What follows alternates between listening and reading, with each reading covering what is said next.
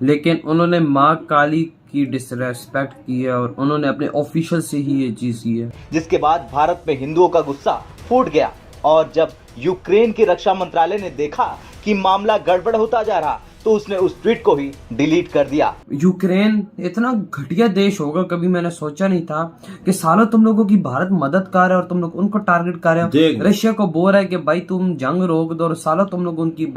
تم لوگ ان کے ریلیجن کو ڈسریسپیکٹ کر رہے ہو. انڈیا نے واضح کر دیا کہ وہ اس جنگ میں کسی فریق کی حمایت نہیں کریں گے, کسی کو سپورٹ نہیں کریں گے. جے شنکر صاحب اس نئے اعتماد کا سب سے بڑا چہرہ ہے جو انڈیا نے دنیا کے دباؤ کا سامنا کرتے ہوئے دکھایا ہے. انڈیا کے ذریعے جو یورپ کی کارز ہیں ان کو فیول سپلائی کیا جا رہا ہے. دیکھو ٹھیک ہے, ہاں میں مسلم ہوں, میرا ریلیجن مسلم ہے, ٹھیک ہے, مانتا ہوں اس بات کو, لیکن ادر ریلیجن کی اگر میں نے کیا ہے تو بھائی مجھے اس چیز کو بہت زیادہ دکھ ہوا ہے کہ نہیں کرنا چاہیے, کسی کے دھرم کو نہیں چھیڑنا چاہیے. اگر ہم بات کریں انڈیا کی تو انڈیا اپنے کلچر کو بہت زیادہ پروموٹ کرتا ہے. آپ نے دیکھا ہوگا اپنے موویز میں, ڈراماز میں, ایون کہ اپنے فیسٹیول میں, پوری دنیا میں جس طرح اس کے کلچر کی دھوم مچی ہوتی ہے. ہمارے ہمسایہ کے پاس ایک آپ کہہ سکتے ہیں بینیفٹ کہ ان کے رشیا کے ساتھ ریلیشنز بہت زبردست ہیں ہمیشہ سے, وہ تو بڑے کلوز الائے ہیں. کہا جاتا ہے کہ ہم نے جو کلچر اپنایا ہوا ہے وہ ہم نے انڈیا سے اڈاپٹ کیا. That's very true and unfortunately اگر حقیقت پسند ہو کے بات کریں تو ہم 900 سال ان کے ساتھ رہے ہیں, بلکہ مور دین دیٹ. یہ تو میں صرف مغل ایرا کاؤنٹ کر رہی ہوں. تو کہہ لیں کہ برے صغیر پاک و ہند کا جو ایک ایرا تھا نا وہ ہماری جنریشنز میں ابھی تک ہے, وہ جا ہی نہیں پا رہا. بات ہو رہی ہے جی کہ جو انڈین فارن منسٹر جے شنکر صاحب ہیں, ڈاکٹر جے شنکر صاحب, ان کی پاپولیرٹی کی وجہ کیا ہے. اچھا, انڈیا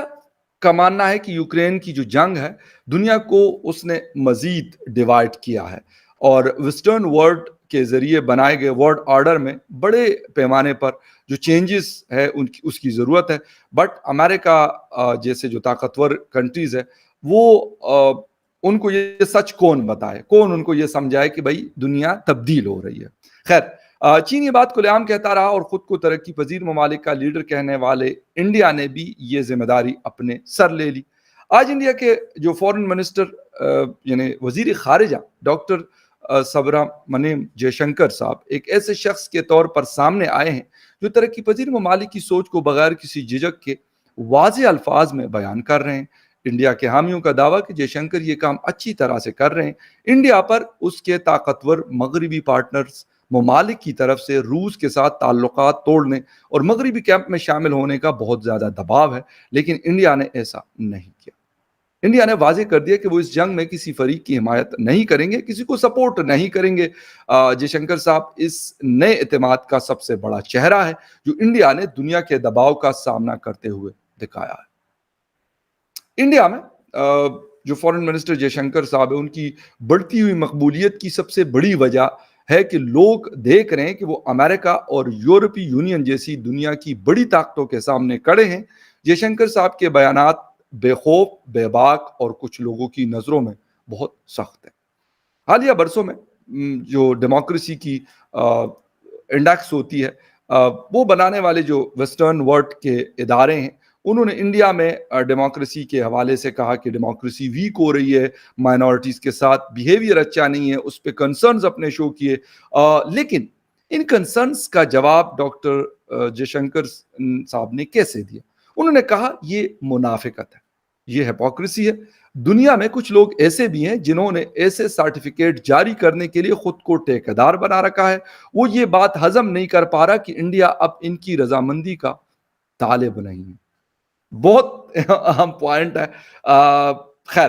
جے شنکر صاحب کے اس بیان میں صرف ایک چونکا دینے والی بات تھی. اس کا یہ سخت بیان روایتی سفارتی زبان کے انداز میں نہیں دیا گیا. ظاہر ہے جے شنکر صاحب جانتے ہیں کہ انڈیا کے عام لوگ بھی اپنے ملک پر ہونے والی تنقید یعنی کرٹیسزم کا اسی زبان میں جواب دیں گے. اس طرح کے بیانات نے جے شنکر صاحب کو عام شہریوں اور خاص طور پر قوم پرستوں کی نظروں میں ہیرو بنا دیا.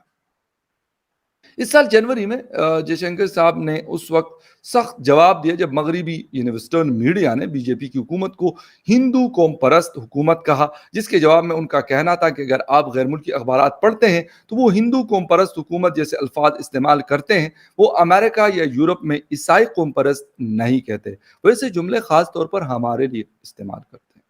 سیاسی اور خارجہ امور یعنی فورن اور پولیٹیکل جو افیئرز ہیں اس کے ماہر ڈاکٹر سورو کمل دتا کا کہنا ہے کہ وہ مغربی ممالک کے خلاف جے شنکر صاحب کے اس جو ایگریسو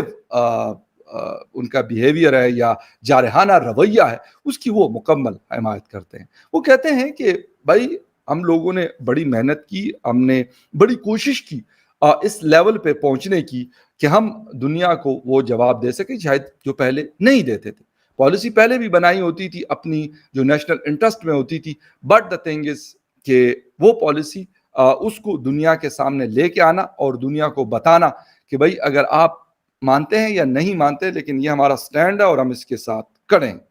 انڈیا کے ذریعے جو یورپ کی کارز ہیں ان کو فیول سپلائی کیا جا رہا ہے، اور بلومبرگ میں یہ پبلش ہوئی ہے، العربیہ میں پبلش ہوئی ہے، اور جو دیگر انٹرنیشنل میڈیا اس میں اس کو پبلش کیا جا رہا ہے۔ بلومبرگ نے ایک ڈیٹا بھی جاری کیا ہے جس سے پتہ یہ چلتا ہے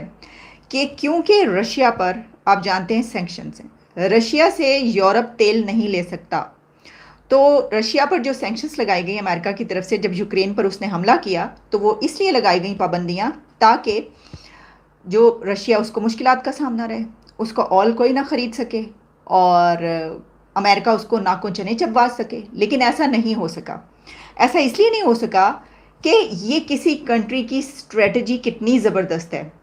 کہ دیکھیں وقت جو ہے نا، وہ کہتے ہیں کہ ٹائم اگر اچھا ہے تو آپ اس سے فائدہ حاصل کریں،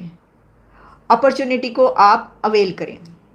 تو آپ اگر ایز اے کنٹری ایسا کرتے ہیں تو بہت اوپر جاتے ہیں۔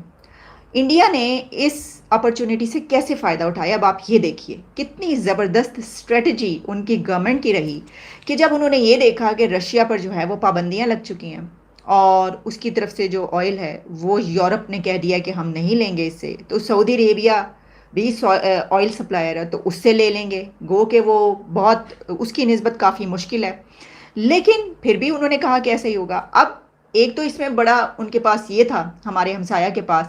ایک آپ کہہ سکتے ہیں بینیفٹ کہ ان کے رشیا کے ساتھ ریلیشنز بہت زبردست ہیں ہمیشہ سے، وہ تو بڑے کلوز الائے ہیں ڈیکیڈ سے، تو انہوں نے رشیا سے آئل لینا شروع کر دیا، لیکن آئل بڑے پیمانے پر لیا،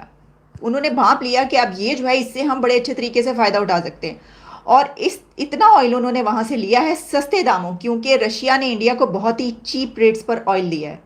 اتنا آئل دیا ہے کہ اب کہا یہ جا رہا ہے، رپورٹس یہ آ رہی ہیں کہ انڈیا نے سعودی عربیہ کو بیٹ کر دیا ہے آئل کو سپلائی کرنے کے لیے یورپ میں، اور سعودی عربیہ کو بیٹ کرنے کے بعد جو انڈیا ہے وہ سب سے بڑا سپلائر بن گیا آئل کا یورپ کے لیے۔